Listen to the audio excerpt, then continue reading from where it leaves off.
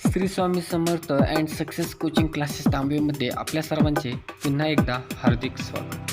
आज आपण इयत्ता 8चे पहिले प्रकरण पाहणार आहोत, living world and classification of microbes. तर living world and classification of microbes म्हणजे काय? सजीव सृष्टी व सूक्ष्मजीवांचे वर्गीकरण. पहा, यामध्ये आज आपण पहिला पॉईंट पाहणार आहोत, biodiversity and need of classification. Biodiversity म्हणजे काय? जैवविविधता. नीड ऑफ क्लासिफिकेशन म्हणजे काय? वर्गीकरणांची आवश्यकता. पहा, एक एक्झाम्पल देतो मी तुम्हाला. आपली जी शाळा असते त्या शाळेमध्ये काही गट पाडले जातात. वेगवेगळ्या प्रकारचे सर्व विद्यार्थिनी आपल्या शाळेमध्ये येत असतात. तर त्यांचे काय केले जातात? गट पाडले जातात. त्यांचे उपगट पाडले जातात. ठीक आहे, म्हणजे इयत्ता 5वीचा वर्ग वेगळा, 6वीचा वेगळा, 7वीचा वेगळा. ज्यावेळेस एकमेकांचे 9वीच्या वर्गामध्ये जर समजा एकमेकांचे मित्रमैत्रिणी झाले तर त्याच्यामध्ये सुद्धा परत गट पडतात. ठीक आहे, वेगवेगळे प्रकारचे गट पडतात. तसेच क्लासिफिकेशन या वर्गीकरणाची आवश्यकता का पडले हे आपण या प्रकरणामध्ये पाहणार आहोत. तर जैवविविधता म्हणजे काय? पहा, गेल्या 2 आठवड्यामध्ये पश्चिम बंगालमध्ये काही चक्रीवादळ आलं. त्याच्यामध्ये शेतकऱ्यांचे भरपूर नुकसान झाले, काहींचे घरं पडले, बरोबर. असे बरेच काही नुकसान झालं. म्हणजे जैवविविधता काय होते, त्याचं अनुकूलन आढळून येतं. म्हणजेच काय पाहूया. Last year we learn that all the living organism on earth have adapted according to geographic regions, food injections, defences etcetera. While adapting, many differences are observed in the organisms of same species too. म्हणजे काय? इयत्ता 7वीमध्ये आपण याच्याविषयी माहिती पाहिलेलीच आहे, तरी परत एकदा सांगतो. भौगोलिक प्रदेश, अन्नग्रहण, संरक्षण अशा विविध कारणांनी पृथ्वीवरील सजीवात अनुकूलन झालेले आढळून येते. According to 2011 census, around 87 million species of living organisms are found on the earth including land and sea. म्हणजे काय?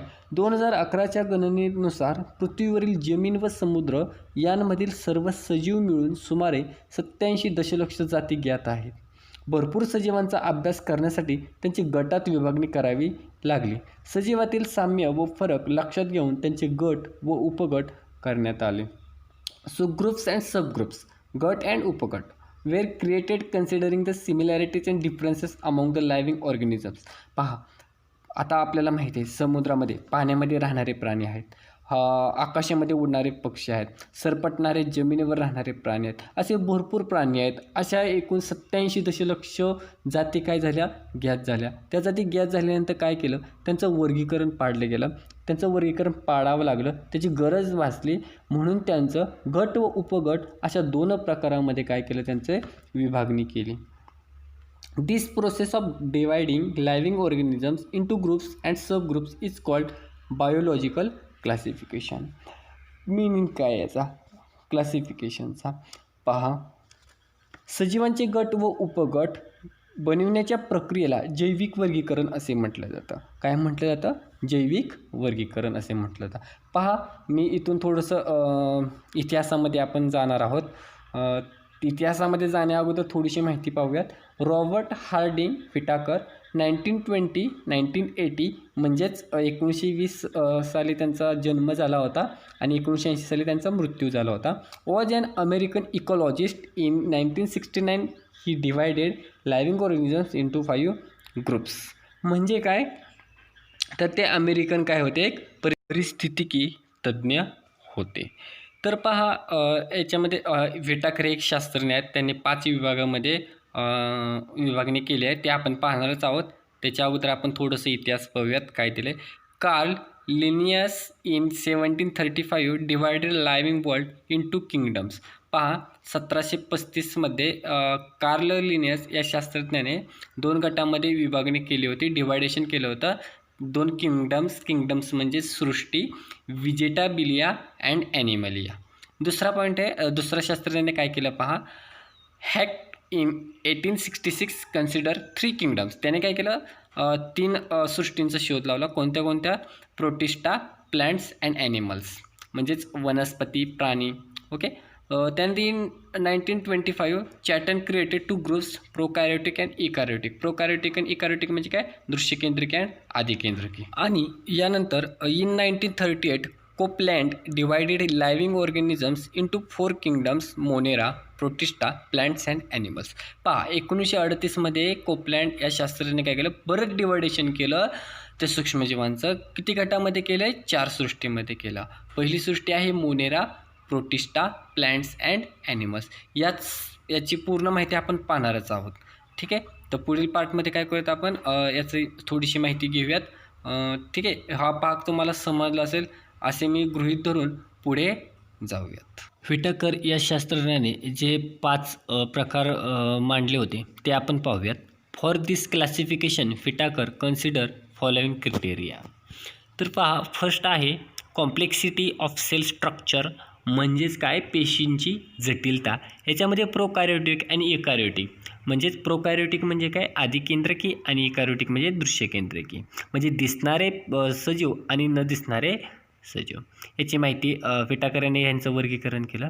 दुसरा पॉईंट आहे कॉम्प्लेक्सिटी ऑफ ऑर्गॅनिझम्स, म्हणजे काय, सजीवांचा प्रकार, जटिलता. म्हणजे सजीवांचे प्रकार कोणकोणते आहेत, म्हणजे एकपेशीय आणि बहुपेशीय असतात, म्हणजेच युनिसेल्युलर और multicellular.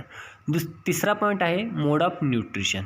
Plants autotrophic, photosynthetic, fungi saprophytic, absorption from dead organisms, animals heterotrophic and ingestive. म्हणजेच पहा, प्लांट्स म्हणजे काय, वनस्पती, ॲट्रोट्रॉफिक अँड फोटोसिंथेटिक, म्हणजे ते वनस्पती काय असतात, स्वयंपोषी असतात.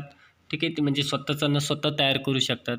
त्याच्यामध्ये फंगी म्हणजे कवके, ते परपोषी असतात. ठीक आहे, सॅफ्रोफिटिक म्हणजे परपोषी असतात, ते दुसऱ्यावरती अवलंबून असतात. आणि ॲनिमल्स, प्राणी, हे सुद्धा परपोषी असतात, हे सुद्धा काय असतात, दुसऱ्यांवरतीच अवलंबून असतात.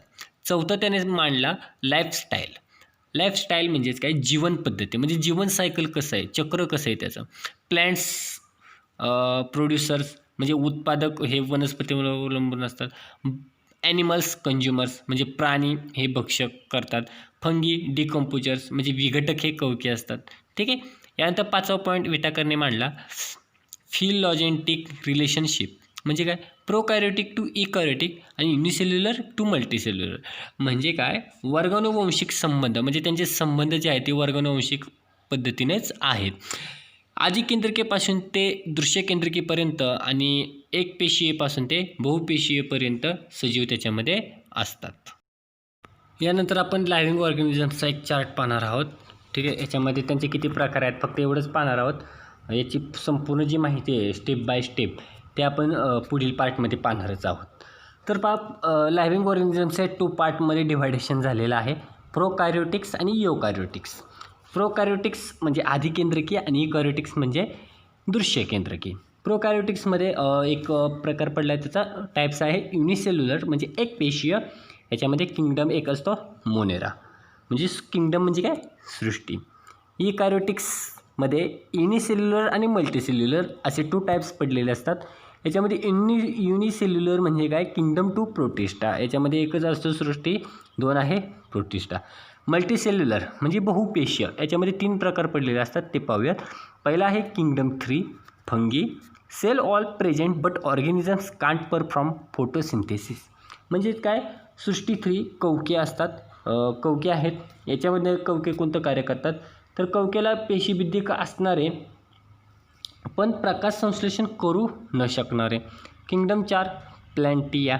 Sale all present and organisms can performs photosynthesis. म्हणजेच पहा, सृष्टी 4 आहे वनस्पती. सेल ऑल प्रेझेंट म्हणजे काय, पेशीबद्धिक असणारे व प्रकाश संश्लेषण करू शकणारे, म्हणजे स्वतःचं अन्न स्वतः तयार करू शकतात. आणि सृष्टी 5वी आहे तुमची ॲनिमलिया, म्हणजेच प्राणी, पेशीभित्तिका नसणारे, नो सेल ऑल. इथपर्यंत तुम्हाला सर्वांना समजलंच असेल. ठीक आहे, पहा, आज आपण प्रकरण 1 मधील पेज 1 यावरील सर्व माहिती पाहिलेली आहे. आशा करतो की तुम्हाला ही सर्व माहिती समजली असेल. ठीक आहे, सेकंड पार्ट तुम्हाला लवकरच मिळेल. धन्यवाद.